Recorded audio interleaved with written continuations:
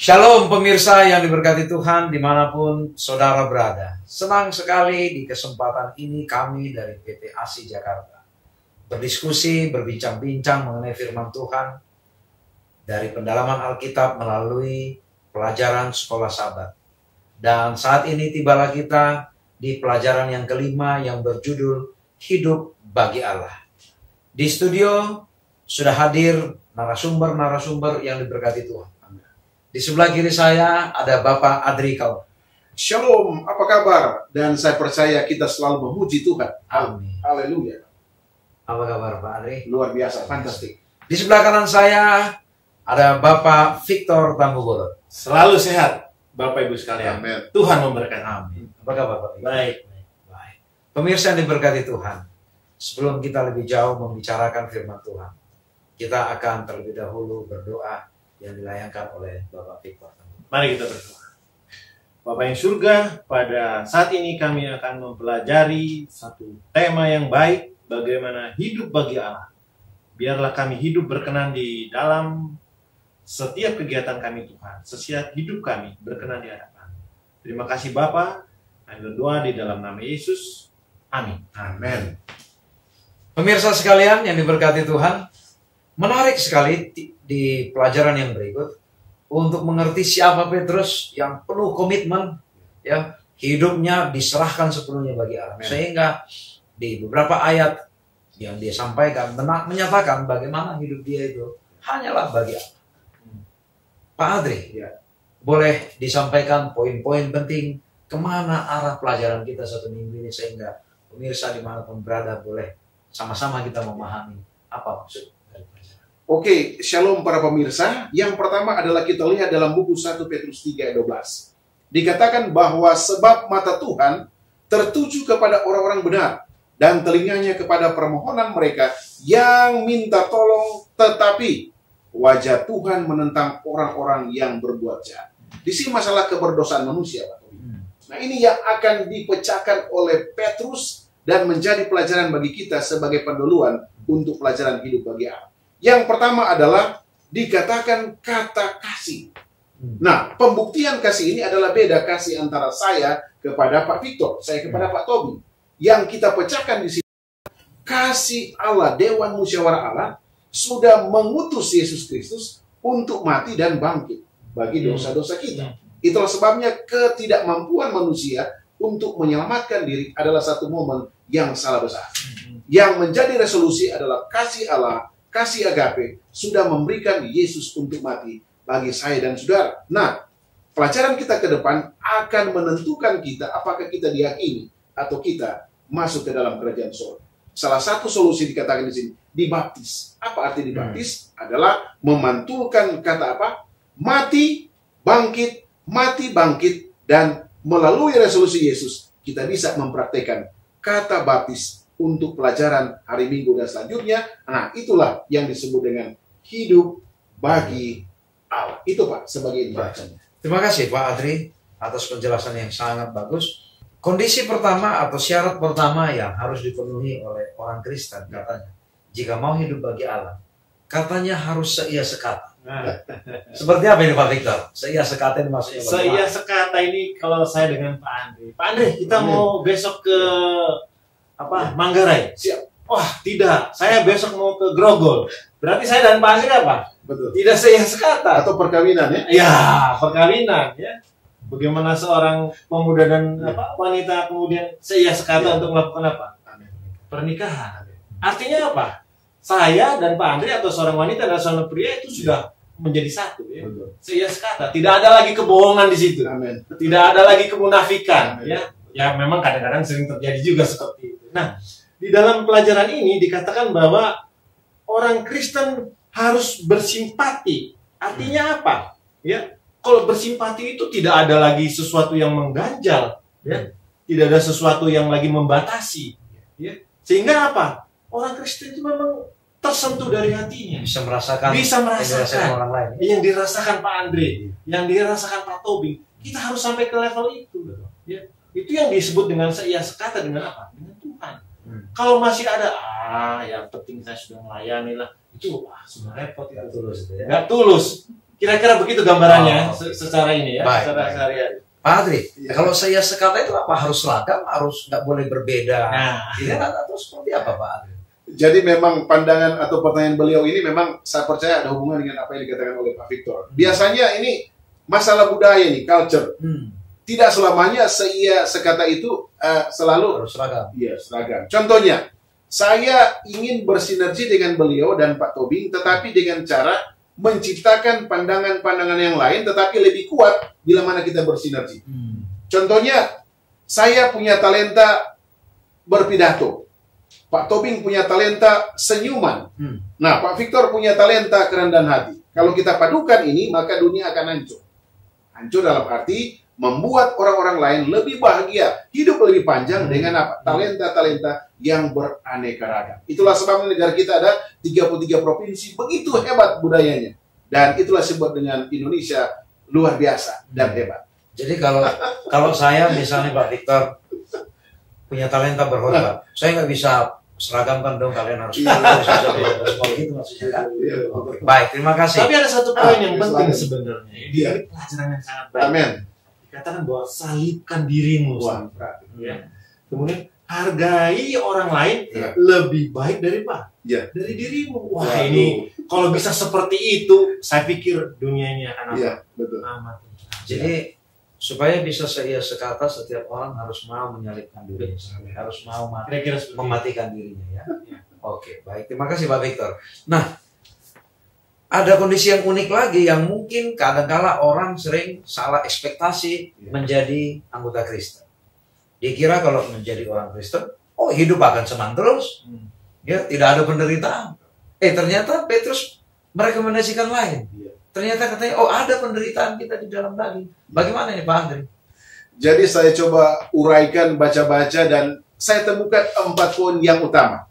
Dari buku 1 Petrus 3:18, dan di dalam buku Kebahagiaan Sejati, halaman 72. Dikatakan poin yang pertama, Yesus mati karena dosa-dosa kita. Artinya bahwa ada kata menderita. Itulah sebabnya Yesus katakan, Eloi, Eloi, lama sabachthani. Itu ada kata suffering, ada kata yang menyakitkan. Tetapi ini rencana Tuhan, kita tidak boleh kotak-katik. Yang kedua, yang Petrus maksudkan adalah kata hapax. Sekali untuk semua, yaitu Yesus sudah mati dan bangkit dan tidak akan mati dan bangkit kedua kali. Nah, ini yang harus kita analisa bersama. Yang berikut adalah Petrus menunjukkan bahwa Kristus telah menderita untuk dosa-dosa kita supaya ia membawa kita kepada Allah. Jelas ya. Itu sama Yohanes 3:16. Barang siapa yang percaya akan dia tidak binasa melainkan apa? Beroleh hidup yang kekal. Apa? Dan yang berikut, Yohanes 14:6, Yesus katakan, Akulah jalan, kebenaran, dan hidup. Kata menderita itu hanya Yesus yang sanggup menderita untuk apa? Menyelamatkan kita, menuntun kita kepada jalan, kebenaran, dan hidup yang benar. Yang ketiga dikatakan, 1 Petrus 4:1, karena barang siapa telah menderita penderitaan badani, ia telah berhenti apa? Berbuat dosa. Artinya bahwa hanya melalui baptisan orang Kristen turut dalam kematian dan kebangkitan Yesus. Dan yang terakhir dikatakan dalam Roma 6:1-11 dikatakan bahwa kamu telah mati bagi dosa, tetapi kamu hidup bagi Allah dengan Kristus Yesus untuk memberitahukan rahasia kehidupan orang Kristen. Jadi pada saat kita mengenal Yesus, cara pandang Yesus, lifestyle Yesus, maka setelah kita dibaptiskan, kita memiliki pekerjaan yang luar biasa dan suci. Adalah apa? Memberitahukan siapa Yesus itu yang begitu indah dan luar biasa. Ini Pak. Terima kasih Pak Andri. Salam, kami dari ASI Jakarta ingin mengajak saudara-saudari bergabung dengan organisasi ASI Jakarta. ASI adalah singkatan dari Adventist Layman Service and Industry. Adalah sebuah organisasi resmi yang dibentuk oleh Gereja Advent sedunia.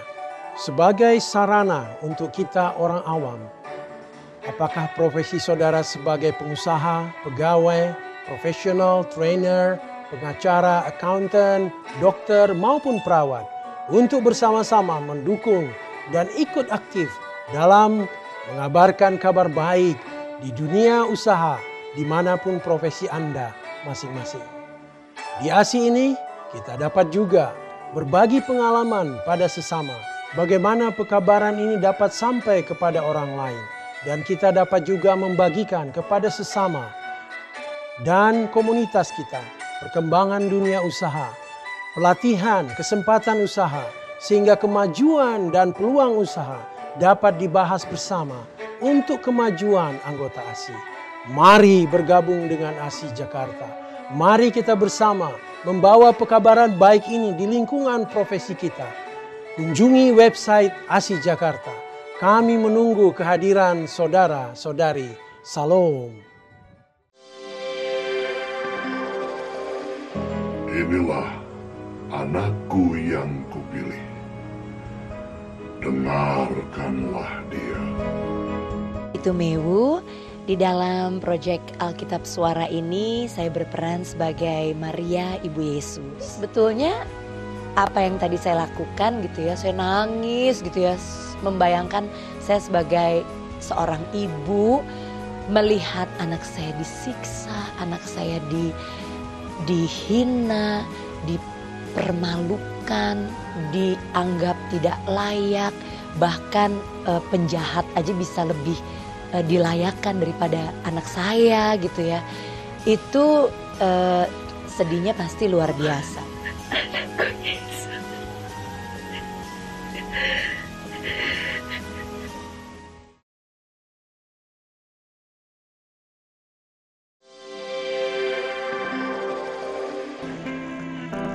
Si Tuanku, janganlah kiranya lampaui hamba-Mu ini. Biarlah diambil air sedikit, basuhlah kakimu, dan duduklah beristirahat di bawah pohon ini. Biarlah ku ambil sepotong roti, supaya Tuhan segar kembali. Kemudian bolehlah Tuhan meneruskan perjalanan. Telah mengaruniakan kepadaku anak yang lain sebagai ganti Habel. Sesuai dengan firman Tuhan, Roma 10 ayat 17, iman itu timbul dari pendengaran, dan pendengaran oleh sabda Kristus.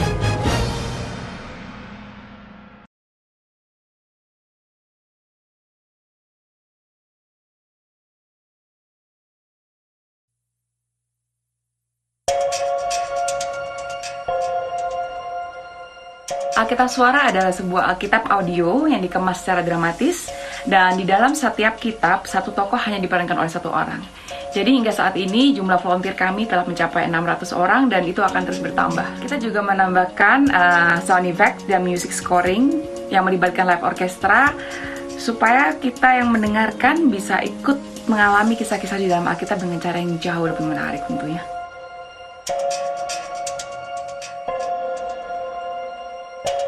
Alkitab Suara bisa Anda dengarkan melalui SoundCloud streaming. Caranya mudah, download aplikasi SoundCloud di gadget Anda melalui Google Play maupun App Store, lalu follow akun kami Alkitab Suara. Selain itu, Anda juga bisa mendapatkannya dalam bentuk CD dan MP3 yang bisa Anda download secara gratis melalui website kami. Pak Victor, apa kaitannya penderitaan badan itu dikaitkan dengan baptisan? Ya. Apakah kita menerima jika kita menerima baptisan, apa yang menderita dari kita? Tadi sebenarnya saya sudah ingin juga mengomentari, tapi begini. Sekarang saya beberapa teman mengatakan, saya sudah Kristen. Kenapa saya harus dibaptis lagi? Ini sebenarnya dasar patologinya Pak Andre. Rekan-rekan saya ada yang sudah pacaran gitu, tetapi agak sedikit berbeda. Ini jadi agak mendalam nih gitu. Oh, saya sudah Kristen. Tapi dari dominasi boleh dibahas seperti ya, dari dominasi lain. Ya, saya mengakui Yesus, saya memberikan perpuluhan, saya pergi ke gereja. Tetapi di dalam baptisan yang benar, yang kemudian mengatakan bahwa berbeda, ya, berbeda di situ. Jadi kalau kita kemudian menerima Yesus, baptisan seperti apa yang Yesus ajarkan, apa kemudian yang harus kita ikuti? salah satu yang terpenting di sana, setelah dibaptis, kita memelihara hari Sabat. Di situ bedanya. Dan disitulah letak bagaimana penderitaan akan timbul kemudian bila mana kita menerima itu. Kira-kira itu tambahan. Terima kasih Pak Victor. Jadi kalau kita simpulkan hubungan menderita dalam daging dengan baptisan, artinya pada waktu kita menerima baptisan, kebiasaan-kebiasaan daging yang dulu harus ditinggalkan. Itu makanya dibilang menderita kita di situ. Karena kalau kita sudah dibaptis, kita harus tinggalkan itu. Kan meninggalkan kebiasaan nggak gampang Pak. Sakit loh meninggalkan kebiasaan, karena akan melakukan sesuatu yang baru, sakit loh. Itu makanya dikatakan baptisanlah salah satu cara supaya kita menderita dalam daging.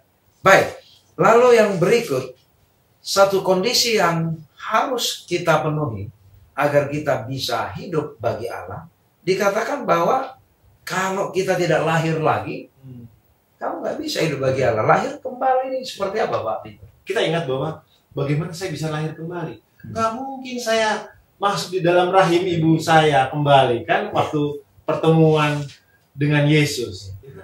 Bukan seperti itu kata Yesus, kan? Lahir artinya bahwa kamu sudah merubah semua sifat menjadi seorang Kristen yang murni, yang tulen, dan mengikuti apa semua yang diberitahu oleh siapa? Oleh Yesus. Yesus sudah ajarkan kok semua, ya kan? Yesus pergi kemana? Ke Ka'bah. Pada saat kapan dia pergi ke Ka'bah? Pada hari Sabat. Jadi lahir kembali itu tidak hanya mengikuti. Oke, di dalam Alkitab sudah mengatakan seperti itu. Oke, kalau gitu saya mengikuti perjanjian baru. Saya tidak lagi mengikuti perjanjian lama. Tidak seperti itu Yesus ajarkan. Tetapi kita harus apa? Ikuti semua apa yang diajarkan oleh Yesus. Sehingga kita bisa lahir kembali apa? Menjadi seorang Kristen. Orang Kristen apa? Orang Kristen adalah orang yang mengikuti Kristus, kan seperti itu. Kira-kira begitu. Baik, terima kasih.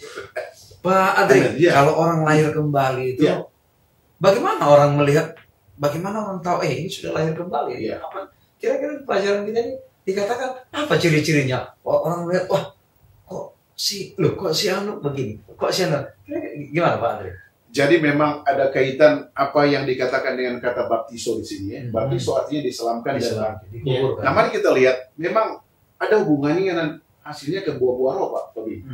Yang tadinya dia pemarah, halo Pak Victor dari 100 meter sudah, halo luar biasa Pak, seperti Pak Tobi punya senyuman. Ya, yang tadinya dia malas, sekarang dia siap selalu membaca firman Allah.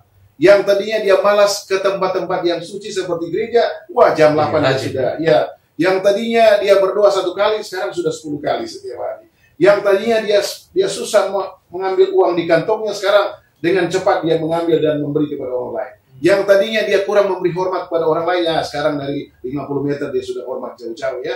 Dan tadinya dia tidak menghormati orang tua, sekarang sudah hormati. Yang tadinya dia tidak menghormati majelis, sekarang dia menghormati majelis dan pendeta. Ini kelihatan Pak untuk zaman saat ini, perubahan-perubahan yang kecil tetapi menusuk untuk berubah kepada hal yang lebih luar biasa. Jadi intinya orang lain melihat kita, orang yang lahir kembali itu, orang jadi terheran-heran ya. Biasanya ngomong kasar loh, jadi lembut. Yang biasanya katanya apa, suka mabuk, kok jadi kami minum anggur, orang jadi heran gitu ya. Baik, terima kasih. Nah, ada satu kondisi yang cukup unik, yang cukup spesifik disoroti oleh Petrus di sini. Salah satu syarat supaya hidup bagi Allah itu, ada satu jenis dosa daging yang harus kita tinggal. Pak Adri, boleh disampaikan seperti apa ini dosa daging yang dimaksud Petrus? Memang Pak, kalau kita buat ranking, memang dosa ini paling disukai oleh semua manusia sejak Taman Eden sampai saat ini. Itulah sebabnya di sini ada referensi dalam 2 Samuel 11 ayat 4, Daud dan titik-titik ya saya tidak sebutkan. Betapa mengerikan dosa ini dan paling enak, dosa paling enak Pak. Coba Bapak 1 tahun tidak pernah bersentuh dan tiba-tiba ya kena seorang wanita yang cantik dan luar biasa dan Bapak tergoda, bagaimana enaknya secara kejam kata manusia. Itulah sebabnya betul katakan seksualitas ini memang sering terjadi.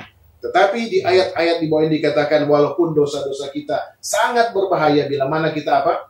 Datang dan bertobat dan mengaku kepada Yesus, maka kasus Daud, kasus wanita Samaria akan menjadi bagian bagi orang-orang juga yang sudah masuk di dalam hubungan seksualitas. Ini kelihatan yang Petrus bahas. Ini Pak.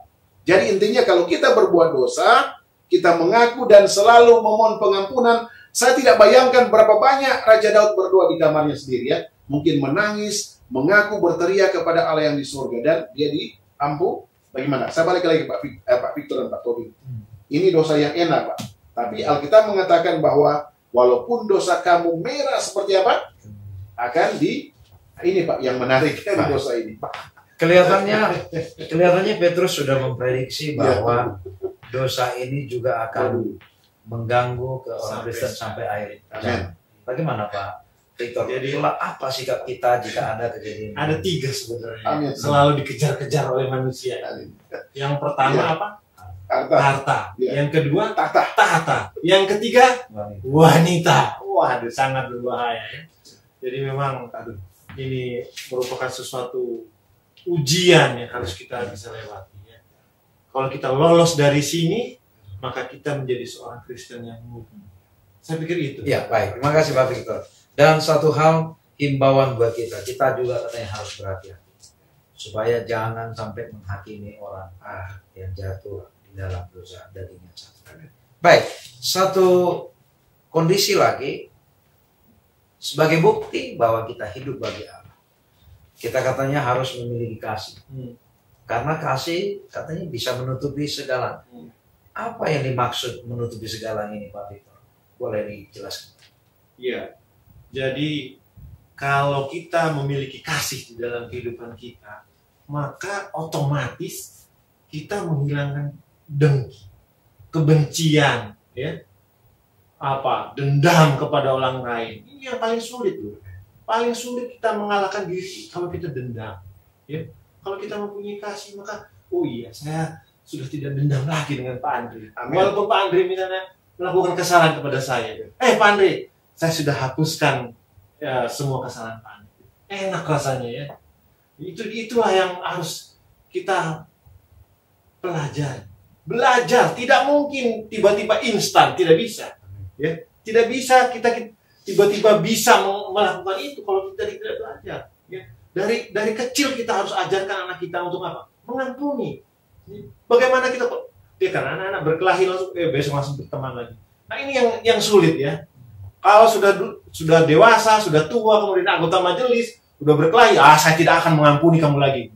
Saya tidak akan maafkan. Sulit. Ya. Salah satu yang paling sulit kita adalah apa? Belajar mengampuni. Dengan belajar mengampuni maka kita akan menjadi bisa mengasihi orang lain. Ya, saya pikir itu. Ya. Makasih Pak Victor. Pak Adri, bagaimana? Ada penjelasan lain mungkin mengenai menutupi segala sesuatu, apalagi yang ditutup? Selain tadi sudah mengampuni, menghilangkan, apalagi yang ditutup? Jadi memang ada satu bahasa positif dan sederhana dan bisa diaplikasi tadi Pak Victor sudah katakan, saya ulangi bahwa jangan banyak menunjuk-nunjuk orang lain. Karena pada saat kita menunjuk satu ada empat ke belakang. Jadi memang ini filosofi ini itu jelas sekali. Baik. Salam pemirsa. Kami dari ASI Jakarta mengundang semua anggota ASI Jakarta untuk berpartisipasi dalam memberikan pekabaran ini kepada semua orang.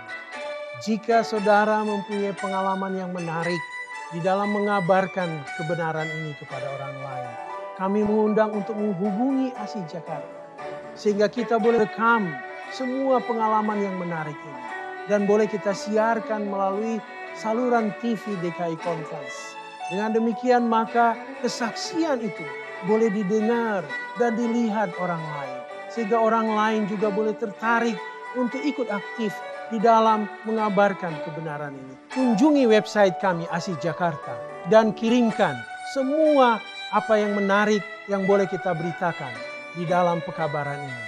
Terima kasih atas partisipasi Anda. Salam. Inilah anakku yang kupilih. Dengarkanlah dia. Itu Mewu. Di dalam proyek Alkitab Suara ini saya berperan sebagai Maria Ibu Yesus. Sebetulnya apa yang tadi saya lakukan gitu ya, saya nangis gitu ya, membayangkan saya sebagai seorang ibu melihat anak saya disiksa, anak saya dihina, dipermalukan, dianggap tidak layak, bahkan penjahat aja bisa lebih dilayakkan daripada anak saya gitu ya. Itu sedihnya pasti luar biasa.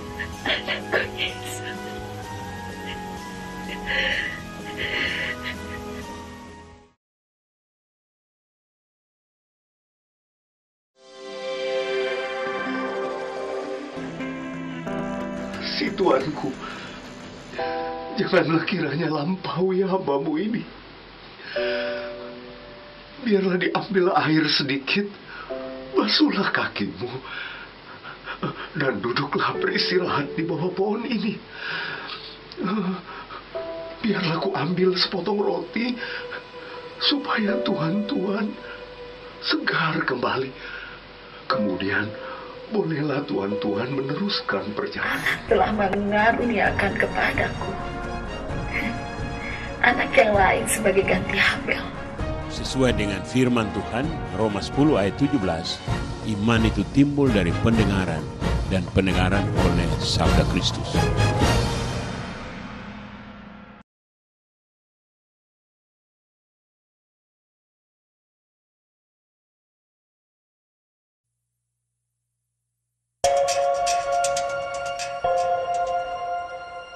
Alkitab Suara adalah sebuah Alkitab audio yang dikemas secara dramatis, dan di dalam setiap kitab, satu tokoh hanya diperankan oleh satu orang. Jadi hingga saat ini jumlah volunteer kami telah mencapai 600 orang dan itu akan terus bertambah. Kita juga menambahkan sound effect dan music scoring yang melibatkan live orchestra, supaya kita yang mendengarkan bisa ikut mengalami kisah-kisah di dalam Alkitab dengan cara yang jauh lebih menarik tentunya.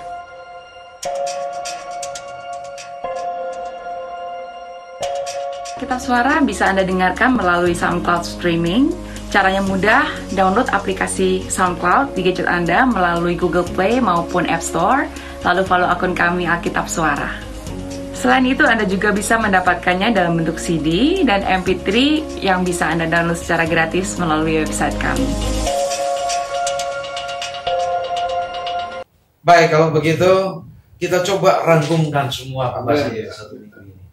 Bagaimana sih yang disebut hidup bagi Allah itu kaitannya dengan kasih? Dimulai dari Pak Adri, boleh sampaikan satu dua poin kunci yang bisa kita pegang bersama dengan pemirsa di mana? Iya. Shalom para pemirsa dimanapun sudah berada. Memang dikatakan dalam buku Parents, Teacher, and Student dan lain-lain dikatakan bahwa Yesus mengetahui kemunafikan dan kejahatan manusia yang ada saat ini. Itulah sebabnya di dalam tulisan-tulisan Rasul Paulus dan Rasul Petrus banyak mengkikis dan membuat orang lain harus melihat kepada Yesus. Karena kalau dia melihat kepada si A, si B, si C, maka sama-sama merah kalau dibakar. Sama-sama punya dosa. Dan akhirnya semuanya tidak memperoleh apa? Keselamatan, tetapi apa? Penghakiman. Kunci pelajaran kita saat ini adalah semakin dekat kita dengan Yesus, maka semakin luar biasa kita bergandengan tangan dengan orang-orang kita. Istri kita, suami kita, anak-anak kita, teman-teman kita, seperti Pak Tobing dan Pak Victor, untuk bersama-sama menunjukkan bahwa kita inilah orang yang masih daging, tetapi apa? Berubah karena Yesus. Dan akhirnya kita mau menginjil orang-orang yang non-Kristen, disebut Rasul Petrus, menjadi Kristen dengan catatan bahwa Yesus, pelajaran Yesus, kebenaran Yesus, yang kita pancarkan kepada mereka. Ini Pak. Terima kasih Pak Adri, luar biasa. Pak Victor, bagaimana? Jadi poin mengenai kasih. Iya. Jadi kasih yang panjang sabar dan baik hati tidak akan memperbesarkan suatu perbuatan yang kurang bijaksana, menjadi suatu pelanggaran yang tidak dapat diampuni, tidak akan mengambil keuntungan dan kesalahan dari orang lain. Saya pikir ini sudah merupakan satu hal yang inti dari pembahasan kita, bahwa kasih yang panjang kalau sabar, kita bisa ditaraf itu ya Pak ya. itu luar biasa. Kasih yang panjang sabar itu dimulai dengan apa? Belajar mengampuni orang lain. Kalau kita tidak belajar mengampuni orang lain, maka kita terus berada di dalam kesalahan. Terima kasih Pak Victor, terima kasih. Pemirsa yang diberkati Tuhan dimanapun saudara berada, senang sekali kita bisa menyelesaikan seri diskusi kita dalam satu minggu ini. Kiranya ini menjadi berkat bagi kita, Tuhan memeteraikan agar kita bisa hidup bagi Allah. Kita boleh bertemu di lain waktu, di Di waktu yang indah kita sama-sama membicarakan firman Tuhan. Biarlah saudara dimanapun berada diberkati Tuhan, sama seperti kami di studio, sama-sama diberkati Tuhan. Kita akan tutup perbincangan kita ini melalui doa yang akan dilayankan oleh Bapak Adri. Kita satu dalam doa. Ya Allah, Bapa di surga, Allah Yehova Jireh, Allah yang sudah mempersiapkan Yesus untuk mati bagi kami. Ya Bapak, pelajaran yang luar biasa yang Petrus sampaikan bagi kami saat ini adalah memberikan perubahan-perubahan, memperbaiki tingkah laku yang tidak sesuai dengan kehendak, merubah cara pandang kami untuk menjadi anak-anak Tuhan melalui proses pertobatan, dan kuncinya adalah baptisan yang benar, baptisan yang Yesus sudah ajarkan, dan inilah kunci keselamatan. Terima kasih Bapak, kiranya firman yang luar biasa ini akan menjelma menjadi jiwa-jiwa yang mau dipanen dan siap untuk menyongsong kedatangan Yesus yang kedua kali. Terima kasih Bapak, terpujilah namamu. Dalam nama Yesus Kristus kami sudah berdoa. Amin. Amin.